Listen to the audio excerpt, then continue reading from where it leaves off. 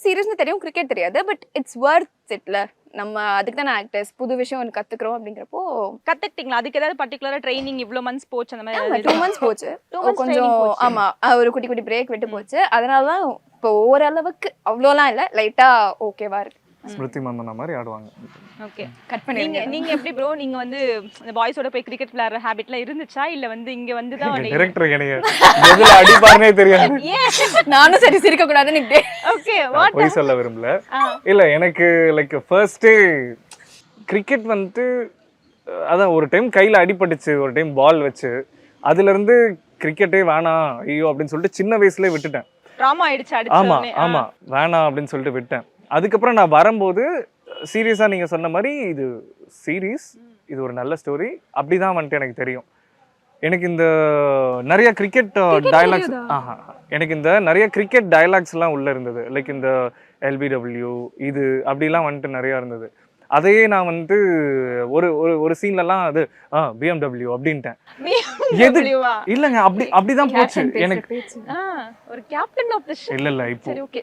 கேப்டன்னாலும் இப்போ அதான் இப்போ அப்படி இருந்து இப்போ எஃபோர்ட் எடுத்து ஓரளவுக்காவது கொஞ்சம் பார்த்தா ஓகே ஆடுறான்ப்பா அப்படிங்கிற மாதிரி சொல்ல வச்சிரு சார், டைரக்டர் சார் ஆட அவ்வளவுதான். ஸோ அப்படி ஒரு அந்த டிரான்ஸ்ஃபர்மேஷன் பண்ற அந்த டைம் இருக்கு பாத்தீங்களா, அது ரொம்ப பிடிச்சிருக்கு, அது ரொம்ப என்ஜாய் பண்றேன்.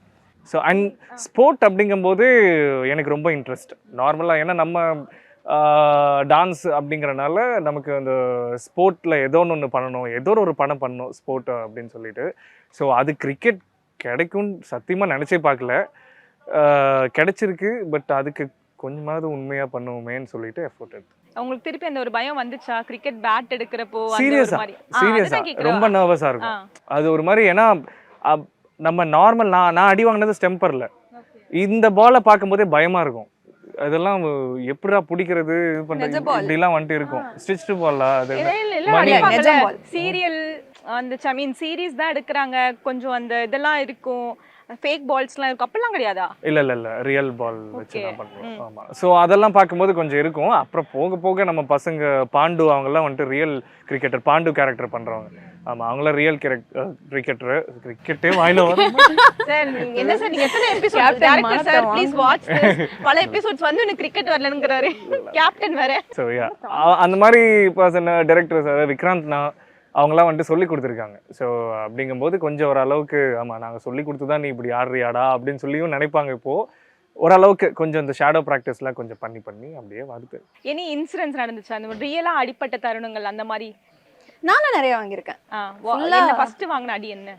மணி அயாஸ் அடிச்ச இதுதான் செம்மையா அடி வாங்கி. நான் அந்த ஷூட்லேருந்து நான் வெளில போனேன்னா உடம்பு ஃபுல்லாக ஏதாவது ஒன்று ஃபர்ஸ்ட் ரெட்டாக இருக்கும், அடுத்த நாள் பார்த்தா க்ரீனாக தண்டியாக இருக்கும். நிறைய அடி வாங்கியிருக்கேன், எல்லா இடத்துலையும் பாடியில் இருக்கிற எல்லா இடத்துலையும் அடி வாங்கியிருக்கேன். ஆனால் பழகிடுச்சு, அடி தாங்கி ஆயிட்டேன் நான். ஃபர்ஸ்ட் ஸ்டார்டிங் உங்களால் அதை அக்செப்ட் பண்ணிக்க முடிஞ்சிச்சா? ஐயோ வலிக்குது நானும் ஐ வாஸ் இன்டு ஸ்போர்ட்ஸ், அதனால என்னால் இறங்கி ஆடுறது தான்.